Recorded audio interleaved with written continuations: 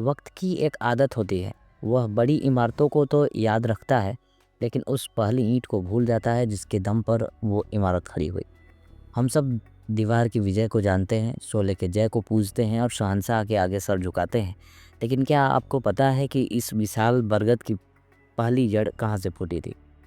साल 1969, जब बॉलीवुड में सुपरस्टार का दौर था, तब एक दुबला पतला नौजवान जिसकी आवाज़ में भारीपन था और आंखों में कुछ कर गुजरने की आग, वो अपनी पहली फिल्म के लिए संघर्ष कर रहा था। अजीब बात यह है कि उस महानायक की पहली फिल्म सात हिंदुस्तानी आज भारतीय सिनेमा के इतिहास में एक गुमनाम पन्ना बनकर रह गया। अमिताभ बच्चन के सबसे बड़े फैंस ने भी शायद यह फिल्म कभी नहीं देखी होगी, क्योंकि यह टीवी पर कभी नहीं आती। आज कतनी के इस मंच पर हम इतिहास के उस धूल को झाड़ेंगे। हम बात करेंगे उस फिल्म की जो न सिर्फ अमिताभ का डेब्यू थी, बल्कि भारत की अखंडता का एक ऐसा दस्तावेज था जिसे आज के दौर में फिर से पलटना बेहद ज़रूरी है। चलिए गहराई से समझते हैं इस फिल्म की एक एक बारीकी को। नमस्कार, मैं हूं एहसन लक्ष्मण और आप देख रहे हैं कथनी।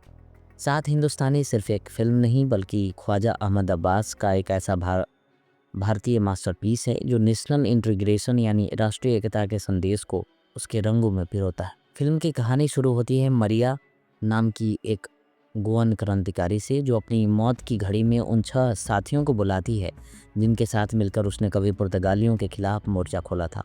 ये 7 लोग कौन थे? ये 7 हिंदुस्तानी भारत के अलग अलग कोनों से आए थे और फिल्म का असली जादू इनके किरदारों की जटिलता से छिपा है।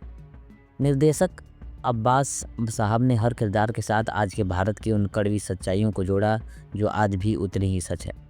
जोगिंदर नाथ यानी उत्पल दत्त, एक पूर्व फौजी जो पंजाब और हरियाणा के बंटवारे से आहत हैं, वो कहता है कि सुबह जिस खेत में हल चलाया, शाम को वो दूसरे राज्य का हो गया। महादेवन इरशाद अली, एक तमिलियन और हरिजन जो कभी हिंदी का समर्थक था लेकिन अब बदलते वक्त के साथ उससे नफरत करने लगा है। अनवर वाली यानी अमिताभ बच्चन, एक उर्दू शायर जिसे लगता है कि हिंदी बहुत पेचीदा है, उसका घर हिंदू उर्दू के फसाद में जला दिया गया था।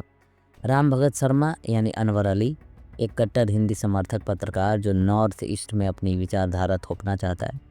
सखाराम शिंदे, एक मराठी लोक कलाकार जो बेलगाम जैसी सीमावर्ती जिलों के विवाद में उलझा हुआ है, वही बेलगाम विवाद जो आज 2026 में भी सुर्खियों में रहता है। सबूत सन्याल यानी मधु, बंगाल से आया एक क्रांतिकारी। इन सातों की आपसी तकरार और फिर एक बड़े मकसद गोवा की आज़ादी के लिए एक होना फिल्म की जान है।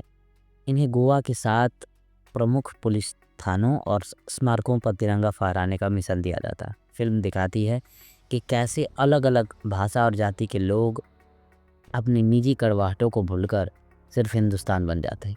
इस फिल्म की सबसे बड़ी खूबी थी इसकी आइडेंटिटी स्वैप कास्टिंग।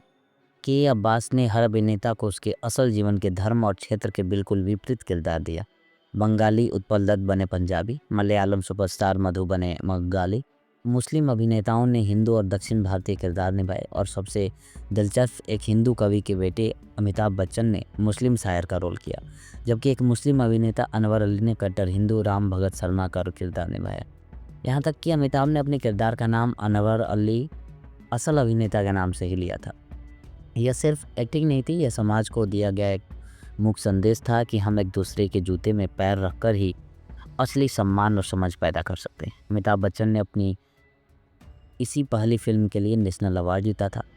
इसके अलावा कैफी आज़मी के बेहतरीन गीतों और अब्बास की फिल्म को राष्ट्रीय एकता के लिए सम्मानित किया गया। फिल्म का मेकिंग स्टाइल हॉलीवुड की for whom the bell tolls की याद दिलाती है। आज जब हम पीछे मुड़कर देखते हैं तो दुख होता है कि 1969 में जिन मुद्दों यानी भाषा विवाद, सीमा विवाद, जातिवाद पर यह फिल्म चोट करती थी, वो आज 50 साल बाद भी भारत में वैसे ही मौजूद है। सात हिंदुस्तानी सिर्फ अमिताभ की शुरुआत नहीं थी, यह हर उस हिंदुस्तानी की कहानी है जो अपनी विविधता में एकता खोज रहा है। अगर आपको यह फिल्म कहीं भी मिले, चाहे वो ख़राब प्रिंट वाली VCD की क्यों ना हो, तो इसे ज़रूर देखें, क्योंकि यह फिल्म आपको सिखाती है कि जब देश की बात आती है तो धर्म, भाषा और जाति के ये 7 रंग मिलकर तिरंगा कैसे बनाते हैं। कैसी लगी आपको यह जानकारी? क्या आप चाहेंगे कि हम अमिताभ की ऐसी और गुमनाम फिल्मों की परतों को खोलें? कमेंट्स में हमें ज़रूर साझा करें। खैर, मूवी देखिए और कमेंट पे देखिए। मिलते हैं अगले वीडियो में, तब तक के लिए धन्यवाद।